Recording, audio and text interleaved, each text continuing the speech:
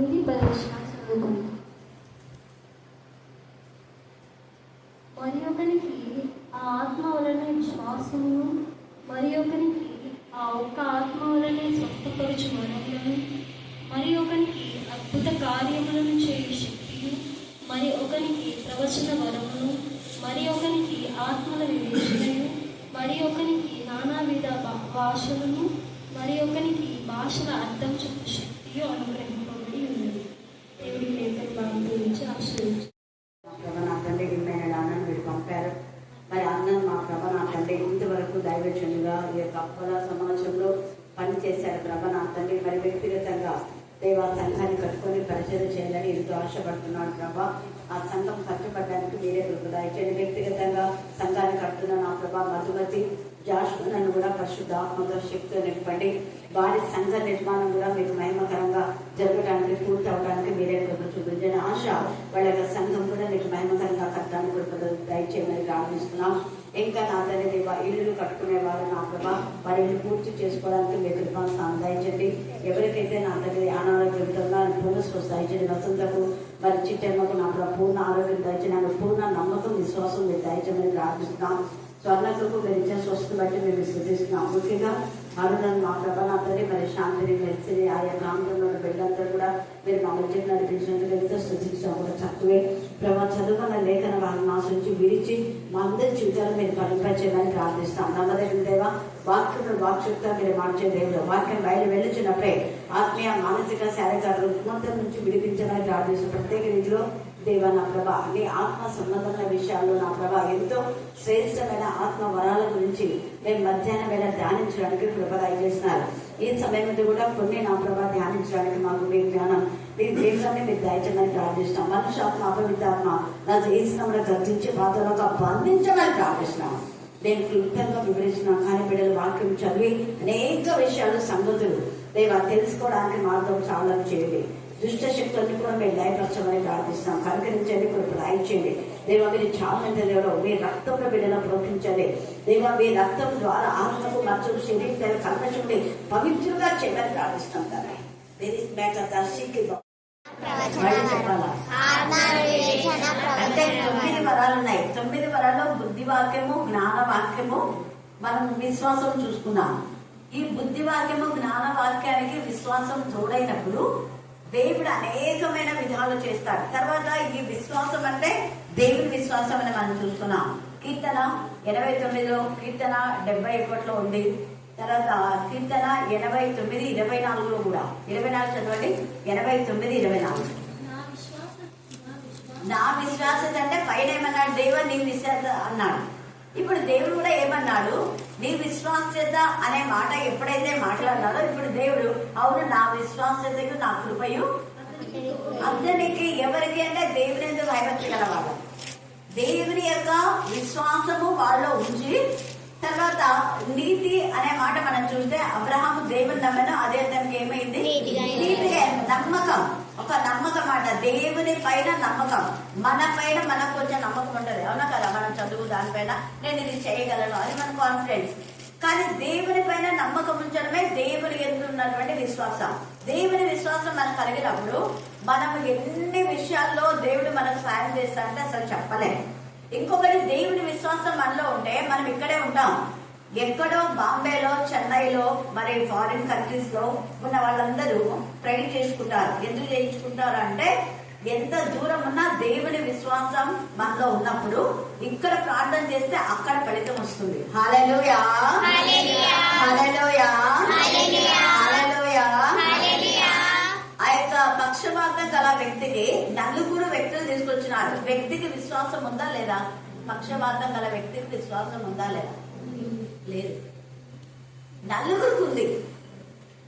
ఆ వ్యక్తికి బాగా గమనించండి.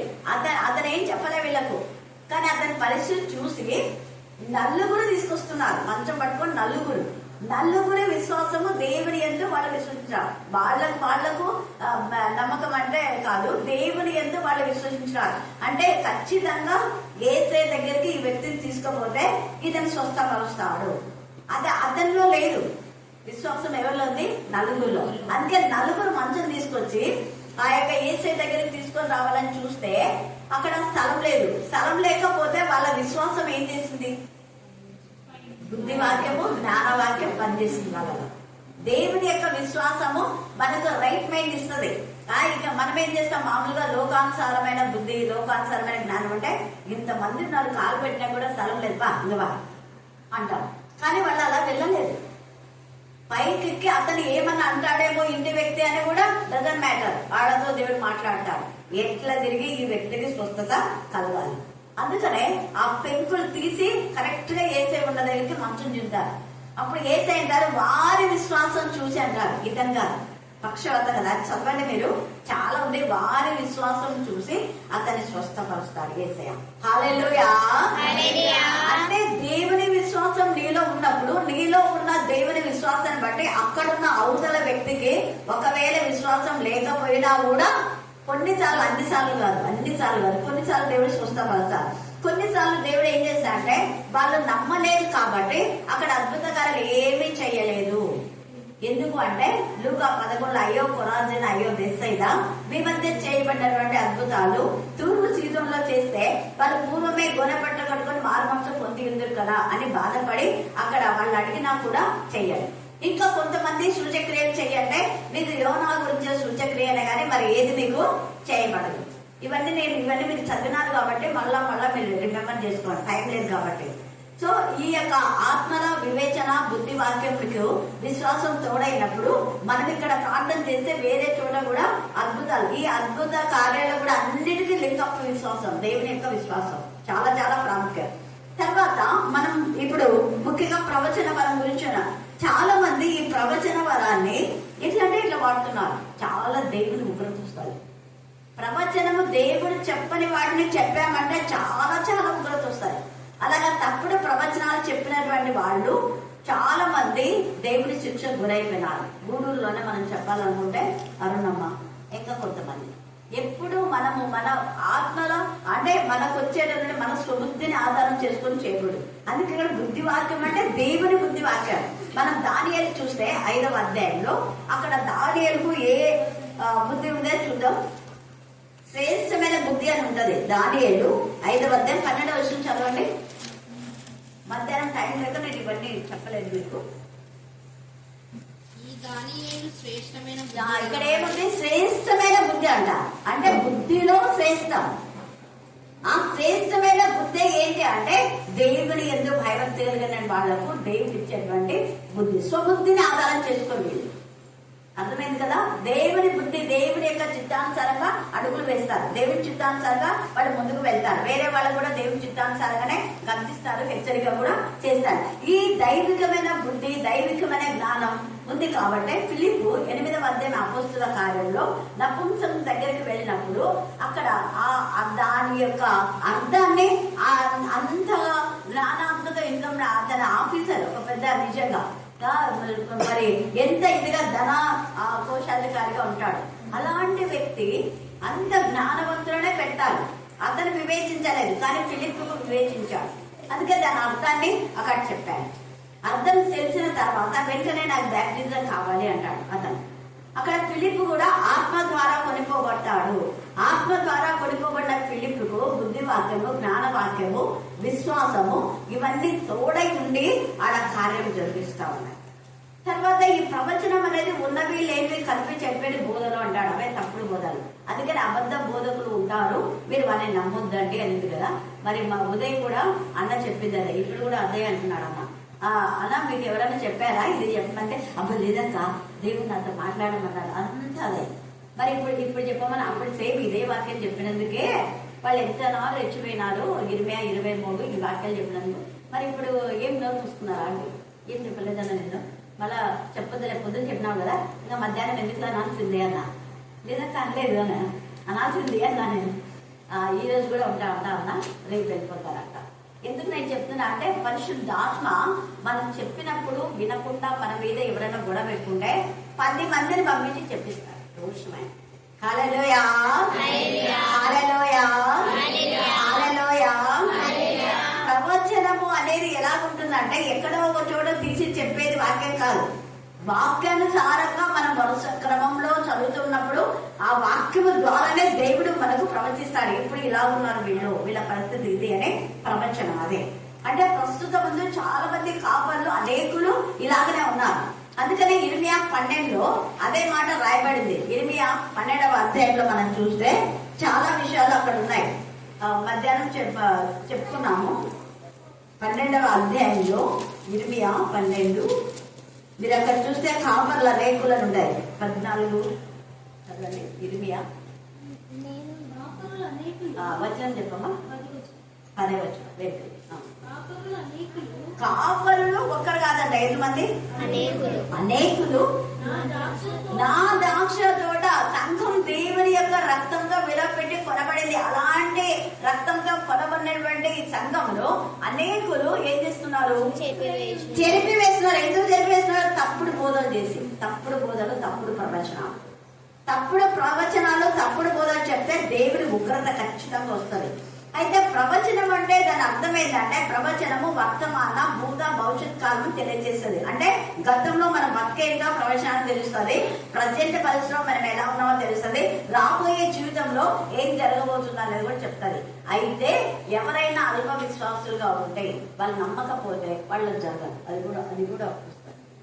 మనం దేవుని యొక్క మాటను నమ్మకపోతే, నమ్మనందు వలన ఏమైపోయింది? ప్రవచనం చెప్పారు ఏమని, నువ్వు మరుసటి ఏటికి నీ యొక్క ఒడిలో కొడుకుంటాడు అని చెప్పినారు. ఎవరికి?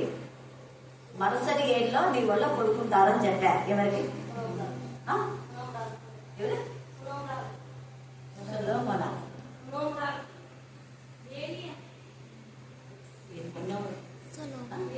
అక్క చెప్పేది ఏంటి?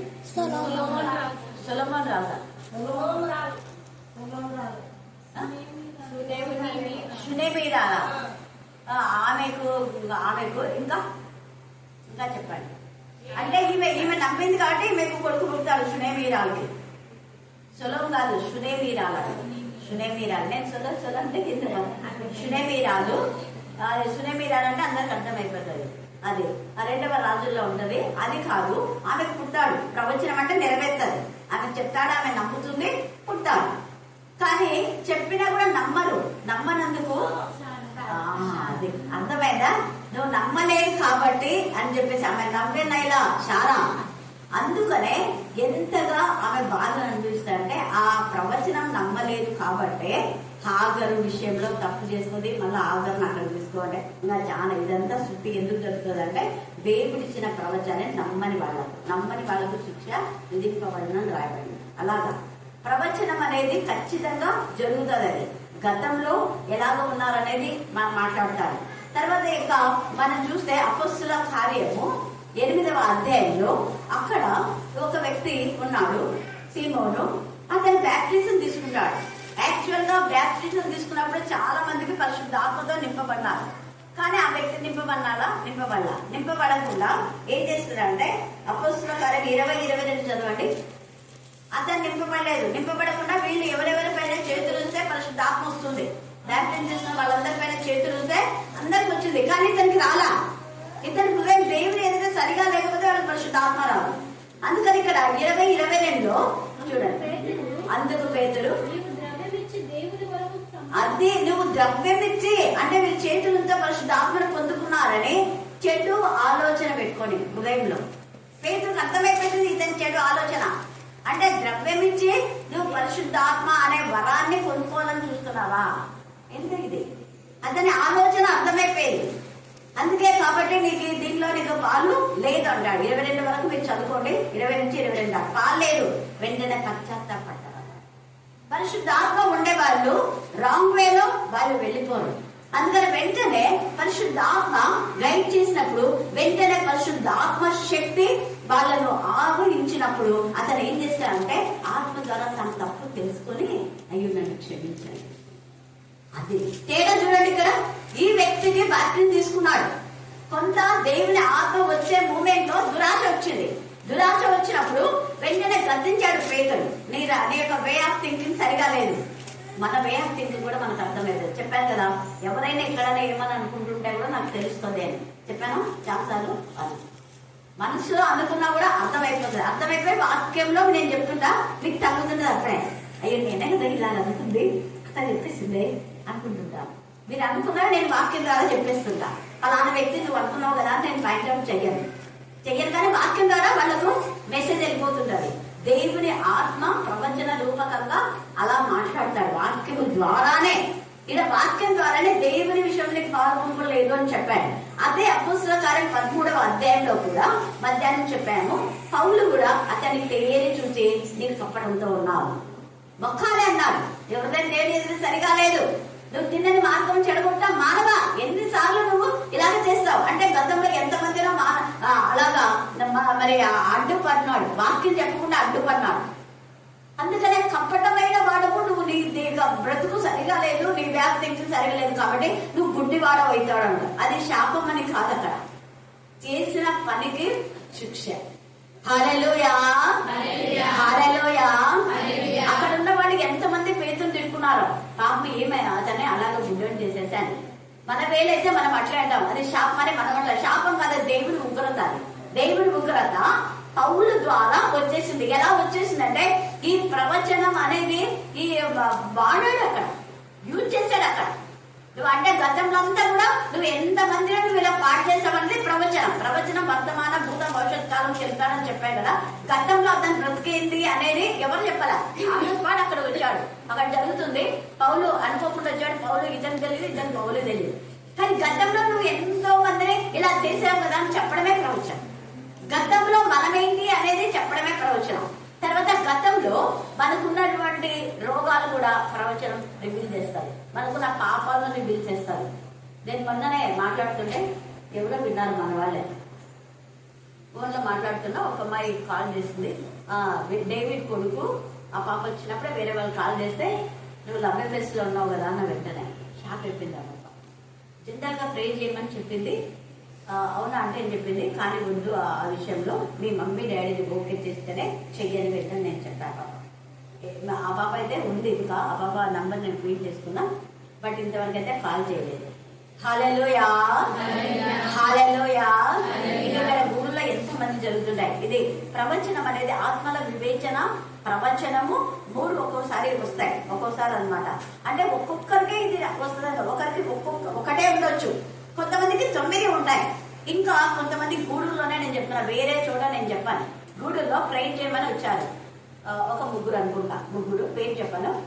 అక్క ప్రేర్ చేయక చాలా కడుపు నొప్పి పెడుతుంది అక్క అని చెప్పింది. నాకు వెంటనే పరిశుద్ధాత్మ రివీల్ చేసినాడు.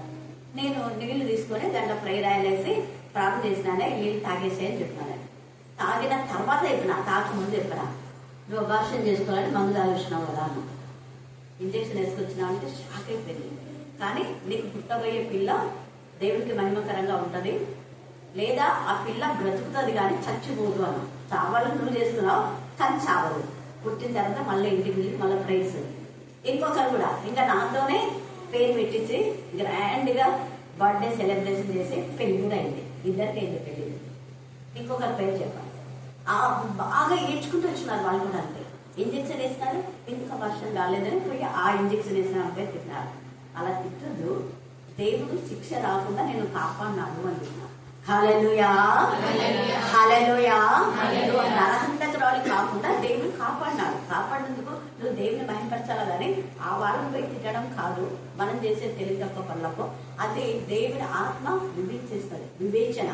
అలాగనే తప్పుడు బోధ చేసేవాళ్ళు వీళ్ళు తప్పుడు బోధ చేస్తున్నారని ఇప్పుడు పౌలుకి ఇచ్చిన ఆ వివేచన ఆత్మ మనకు కూడా ఇస్తారు. మీరు కూడా వెంటనే ఐడెంటిఫై చేయొచ్చు. వాక్యం చెప్పేవాళ్ళు రైట్ గా రత్న అంటది అసలు ఆ లాంగ్వేజ్ సరిగా లేదక అతని లాంగ్వేజ్ వల్గనుకుంటుంది నేను రత్న.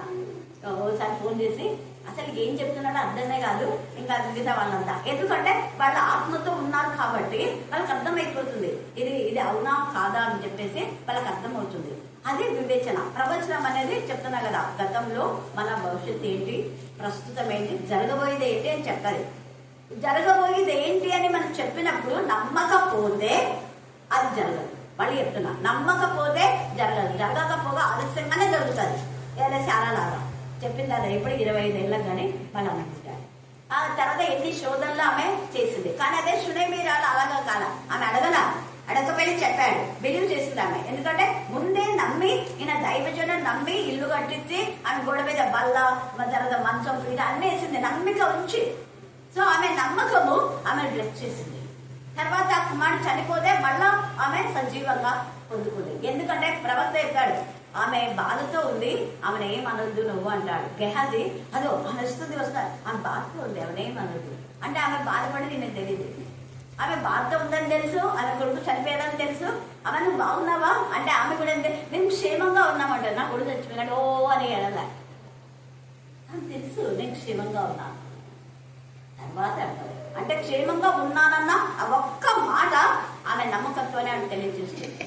నేను దైవజన్ దగ్గరికి వచ్చినాను, ఇక్కడ వచ్చినా అంటే అక్కడ నా కొడుకులు వేస్తాడు అనేది ఆమె నమ్మకం. మేము క్షేమంగా ఉన్నామని వెంటనే అన్ని అడిగితే నా కొడుకు ఇలా అయింది, నేను ఏమని చెప్పానయ్యా ఏమని, ఏం కాదులే అనేసి ఏది ఆ ప్రవర్తనే పోయి అక్కడ ఎంత ఇదిగా ఆ ఎలీషా పోయి ఆ బిడ్డను స్వస్థపరచడం, మనకి ఇవన్నీ ఉన్నాయి. ఇవన్నీ ఆత్మలో పొందినటువంటి వాళ్ళు అప్పుడే ఆ వచ్చిన వ్యక్తి ఎవరు అనేది తెలుస్తుంది అనమాట అప్పుడే. తర్వాత దావీదు కూడా ఆత్మల వివేచన ఉంది, బుద్ధి వాక్యం ఉంది, జ్ఞాన వాక్యం ఉంది, ఆత్మల వివేచన ఉంది. అప్పుడు యుక్తి గల స్త్రీ అంటే ఎక్కువ స్త్రీ వచ్చినప్పుడు చెప్తుంది ఒక కథ, కొడుకు కదా చెప్పి ఇలా అయితే నాతని చెప్పిందా నీకు అన్నాడు.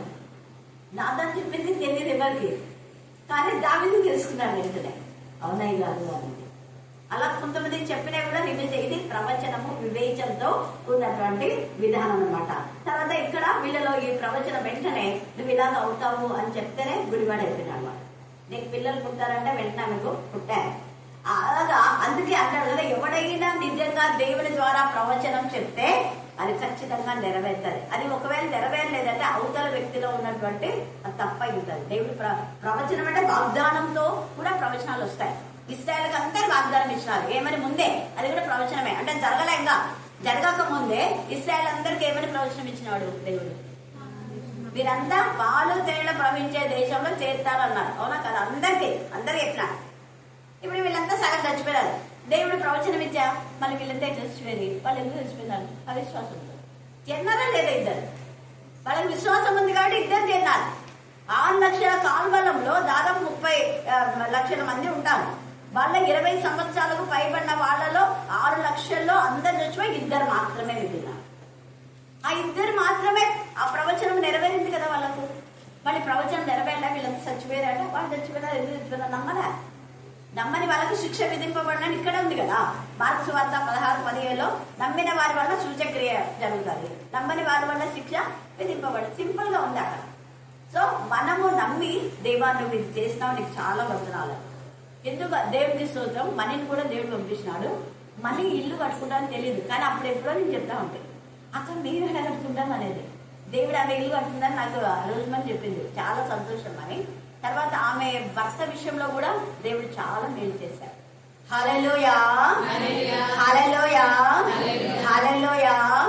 అప్పట్లో ఎక్కువగా నమ్మింది మనీ నుంచే వాళ్ళ కుటుంబం అంతా వచ్చింది, లేకపోతే అందరూ అలాగా. నేను ఎప్పుడు రోజు అంటారు. ఇప్పుడు మళ్ళీ రోజు మనీ దేవుజీ ఎంతగా ఉన్నారు. ఆ కుటుంబాలన్నింటిలో వీళ్ళిద్దరు ఆత్మీయంగా ఎదుగుతున్నారు. మీ అల్లుడు, మీ వదిన భాష చెప్తుంది, మీ వదిన తెలుసా? Thank God. తర్వాత పంపిస్తారని దేవుడికి స్తోత్రం. ఎందుకంటే దేవుని ఆత్మ మనం తాకినప్పుడు మనకు తెలియకుండానే మనం చెప్పేస్తాం వాక్య విధంగా. కాబట్టి ప్రవచనం అనేది, ఆత్మల వివేచన అనేది ఇంకొక వ్యక్తిలో ఉన్నటువంటి, ఇప్పుడు ఒక వ్యక్తి బాగలేదని వస్తాడు అనుకో, ఆ వ్యక్తి చెప్పేది ఏదో చెప్పించాడు, అక్కడ నాకు రోగం ఉందని ఏదో చెప్పించాడు. అప్పుడు వెంటనే పరిశుద్ధాత్మ చెప్తాడు, నీకు రోగం కాదు దురాత్మ పట్టింది నీకు అని చెప్తాడు. అది ఎవరికి తెలుస్తుంది? పరిశుద్ధాత్మ తెలుస్తుంది.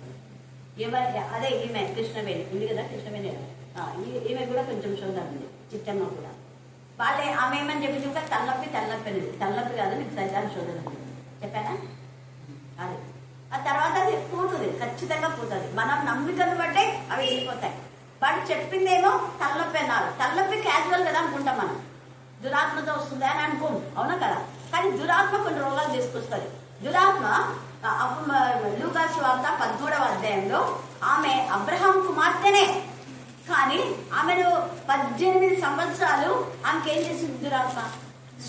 నడుము వంగిపోయేలా చేసింది. మన భాషలో నడుము వంగిపోయిందంటే ఏమంటే మనం బాగా స్థూలకాయం ఉంది కాబట్టి గూనిని వంగి నడుస్తుంటే చూడు గూని వచ్చింది అని మనం అంటాం.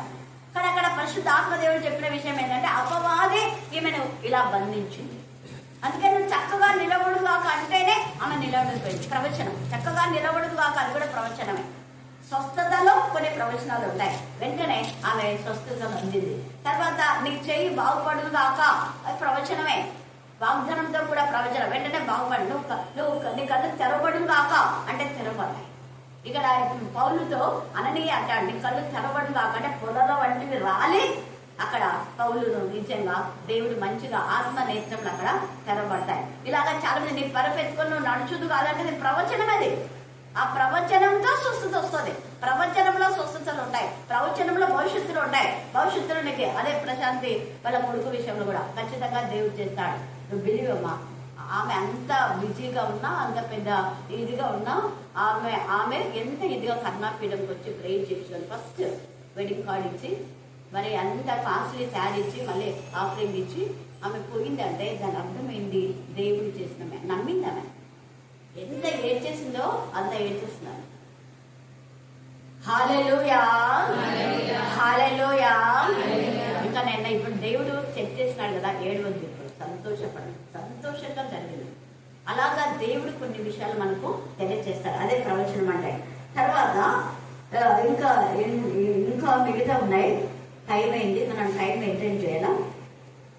సామెతలు 9:10 చదవండి. సామెతలు 9:10.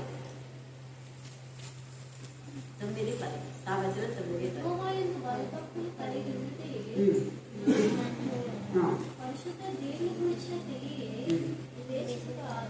పరిశుద్ధ దేవుని గురించిన తెలివియే వివేచనకు ఆధారం. ఎంత వివేచన అంటే మనకు వివేచన అనే వరం ఎప్పుడు వస్తుంది చెప్పాలి. ఈ వరాలు ఎప్పుడు వస్తాయని మీరు అనుకోవచ్చు.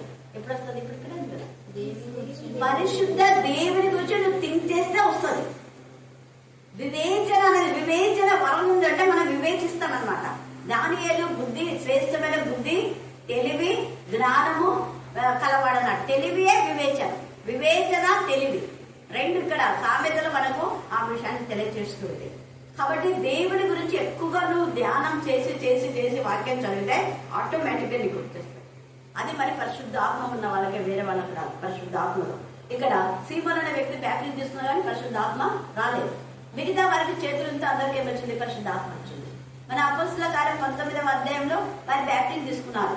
మీరు పరిశుద్ధాత్మని పొందిదిరా అంటే వాళ్ళు అంటారు, మేము పరిశుద్ధాత్మ వరం గురించే వీల్లేదంట. పరిశుద్ధాత్మ అన్న సంగతే నాకు తెలియదు అన్నారు. మరి మీరు బ్యాప్టిజం ఎలా తీసుకున్నారు? యోహాను బ్యాప్టిజం తీసుకున్నామన్నారు. అవునా అని మళ్ళా యేసు నామమున బ్యాప్టిజం ఇచ్చారు. ఇచ్చిన తర్వాత వారిపైన చేతులు ఉంచితే అప్పుడు వాళ్ళు పరిశుద్ధాత్మని పొందిరి అని రాయారు. ఇంకా కొంతమంది పరిశుద్ధాత్మ పొందక ముందే పరిశుద్ధాత్మతో శక్తితో నింపబడినాం. అంటే చెప్తాడే బ్యాప్టిజం తీసుకోక ముందే అనేక మంది అన్యజనులు మొదట ఆత్మతో నింపబడిన తర్వాతనే వాళ్ళకి బ్యాప్టిజం జరిగింది. అంటే దాని అర్థం ఏంటి? శుద్ధ హృదయం దేవుడికి ముఖ్యం. హృదయ శుద్ధి కలిగి దైవికమైన విషయాలు ఆసక్తి కలిగినప్పుడు దేవుడు మనకు బుద్ధి వాక్యము, జ్ఞాన వాక్యము, ఆత్మల వివేచన అనేది. ఈ ఆత్మ దురాత్మన ప్రేతాత్మల వాక్యం చెప్పేటప్పుడు ఆ సంఘం కాపరి దురాత్మతో చెప్తున్నాడా లేకపోతే మంచి ఆత్మతో చెప్తున్నాడా పరిశుద్ధాత్మతో చెప్తున్నాడా వివేచిస్తాం. ఈ రోజు నేను చెప్పాను అన్న ఆత్మ ద్వారా పంపించాడు, ఇది రైట్ మెసేజ్ అని.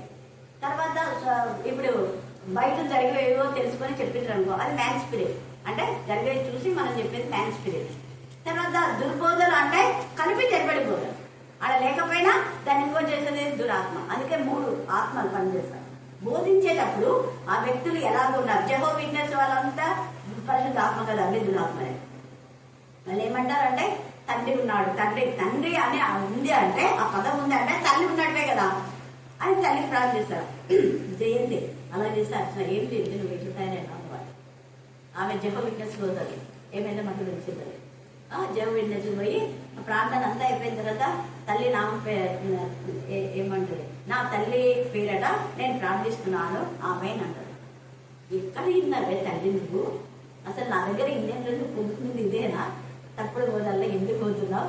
తర్వాత ప్రభాకర్ తిన్నాడేమో తెలియదు, ఈ మధ్య చచ్చిపోతున్నాడు అంటూ విన్నాను. లేకపోతే అక్కడ అంటే నెస్మరిజం చేస్తారు వాళ్ళు, జెహోవా విట్నెస్ వాళ్ళు అంత ఇదిగా. ఆటోల దగ్గరికి వచ్చి మీకు మేము వాక్యం చెప్తాము, పరిశుద్ధాత్మ తల్లి గురించి అంటారు. పరిశుద్ధాత్మ తల్లి అంటే తప్పు లేదు, మళ్ళా తండ్రికి భార్య ఉంది అనడం తప్పు. అది ఆ మాట అనడం తప్పు.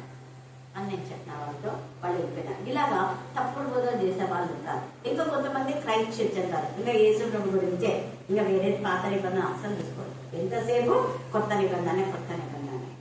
ఇలాగ డివైడ్ చేయలేదు. తండ్రి కుమార పరిశుద్ధాత్మ ఏకమై ఉన్న లావున అన్నారు. మనము ఏకమై ఉన్న లావున ఎన్నిసార్లు అన్నాడు యేసయ్య యోహాను సువార్తలో? తండ్రి మనం ఏకమై ఉన్న లావున వీరు కూడా మనతో ఏకం కావాలనే నేను ఇప్పుడు ఈ శిలువ యాగానికి వెళ్తున్నా. నిశ్చితమే సిద్ధించుగాక. ఎంత బాగా చేశారు. మనము మనము మనము మనము నరులను చెయ్యదము అన్నాడు. అది పైన పెట్టుకుంటారు. మనం నరులను చెయ్యదం అంటే ఆడ భార్య తండ్రి అయిన దేవుడు భార్య ఉండి అది చేసుకున్న నరులు. ఎంత ఉంది ఆడ ఏదైనా భార్య ఉందని చెప్తున్నాడా తండ్రి అయిన దేవుడు? చెప్పాలని కలపవు. తండ్రి అంటే తండ్రి అను.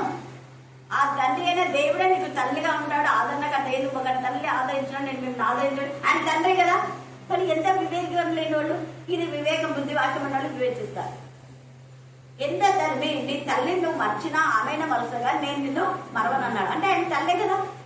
మరి ఆయన తండ్రిగా ఉన్నాడు, తల్లిగా ఉన్నాడు, ఆదరణకర్తగా ఉన్నాడు. ఎందుకు మనం విడిచి చెప్తుంటారు? ఇలాంటి బోధన నుంచి మనం విడుదల పొందాలంటే ఖచ్చితంగా పరిశుద్ధాత్మక శక్తితో మనం నింపబడాలి. మిగతా విషయాలు దేవుని చిత్తం అయితే రేపు ధ్యానం చేసుకుందాం. దేవుడు ఈ లేఖన భాగాన్ని దీవించి ఆశీర్వదించుగాక. ఆమేన్ ఆమేన్ ఆమేన్. ఇంకో ఇస్కరియోతీయుడా యేసయ్యతో వాక్యం చెప్పి కూడా యేసయ్య వాక్యంలో ఉండి కూడా మళ్ళా దురాత్మకు లోనైపోయినారు. దురాత్మలు మనుషుల్లోకి వెళ్తే నీతి మంత్రులను బాధ పెడతాయి. అంటే యేసయ్యని అప్పగించడానికి ఇస్కరియోతీయుడాలో అపవాదం చేసినండి వీళ్ళు. మిగతా వాళ్ళంతా కూడా లోకంలో చేరలేదు. ఇది కూడా మనం గుర్తుపెట్టుకోవాలా. 1వ అధ్యాయము మనం చూస్తే 9-12 వచనాల్లో ఉంటుంది. తర్వాత ఇర్మియాలో కూడా ఆ మాట 15వ అధ్యాయం 9-12 వచనాల్లో నేను చాలాసార్లు చెప్పాను. ఇనుప గంటంతో రాయబడింది అని. ఇంకా చాలా ఉన్నాయి, టైం లేదు. దేవుడు ఈ లేఖన భాగం దీవించి ఆశీర్వదించును గాక. ఆమేన్ ఆమేన్ ఆమేన్. స్తోత్రం స్తోత్రం స్తోత్రం నా ప్రభా, మహాపరిశుద్ధుడా, గొప్ప దేవా, మీకే స్తోత్రం మీకే స్తోత్రం మీకే స్తోత్రం మీకే స్తోత్రం మీకే స్తోత్రం నా ప్రభా. నాయన తండ్రి యొక్క రాత్రికాల సమయం ఉంది నా ప్రభా. నాయన సలమాక తండ్రి ప్రభా, ఇట్టి విధముగా తండ్రి ప్రభా మిమ్మల్ని స్థుతించడం తండ్రి, కనపరచడం తండ్రి ప్రభా, అక్కడిచ్చినటువంటి తండ్రి సమయాన్ని బట్టి ప్రభా మీకే స్తోత్రం మీకే స్తోత్రం మీకే స్తోత్రం మీకే స్తోత్రం తండ్రి నా ప్రభా. నన్ను నా కుమార్తెను కూడా నా ప్రభా మీ యొక్క తండ్రి కరుణపీఠం అనే సన్నిధికి నా ప్రభా మీరు నడిపించినందు నా ప్రభా మీకే స్తోత్రం మీకే స్తోత్రం నా ప్రభా. నిజంగా నా ప్రభా అక్క చెప్పినట్టుగా నా ప్రభా వాక్యాన్ని తల్లి చదువుతూ ఉంటే నా ప్రభా వివేచన ప్రభా తెలివి జ్ఞానం నా ప్రభా వస్తున్నదని ప్రభా ఈ రోజు నా ప్రభా మీరు మాతో మాట్లాడినందుకు ప్రభా మీకే స్తోత్రం మీకే స్తోత్రం మీకే స్తోత్రం మీకే స్తోత్రం తండ్రి ప్రభా. ఈ కూడికను నా ప్రభా ఆది నుండి అంతవరకు నడిపించండి నా ప్రభా. నా ప్రభా మీ చిత్తానుసరంగా తండ్రి నడిపించడం ప్రార్థిస్తుంది నా ప్రభా. అవును ప్రభు తండ్రి ప్రభా పరిశుద్ధాత్మ దేవా మీకే స్తోత్రం తండ్రి ప్రభా. నేను తండ్రి ప్రభా అక్క ద్వారా నా ప్రభా మీరు ఎన్నో కార్యాలు చేస్తున్నారు నా ప్రభా, ఎన్నో అద్భుత కార్యాలు నా ప్రభా మీరు చేస్తున్నందుకు ప్రభా మీకే స్తోత్రం తండ్రి ప్రభా. అక్క ద్వారా నా ప్రభా నా కుటుంబాన్ని కూడా ప్రభా మీరు కట్టి ఉన్నారు నా ప్రభా మీకే స్తోత్రం తండ్రి ప్రభా. నేను మీకే స్తుతి స్తోత్రం చెల్లించుకుంటూ ఇచ్చి నీ ప్రార్థన యేసుక్రీస్తు పరిశుద్ధ నామమున ప్రార్థించి అడిగి పొందుకుని నామ తండ్రి.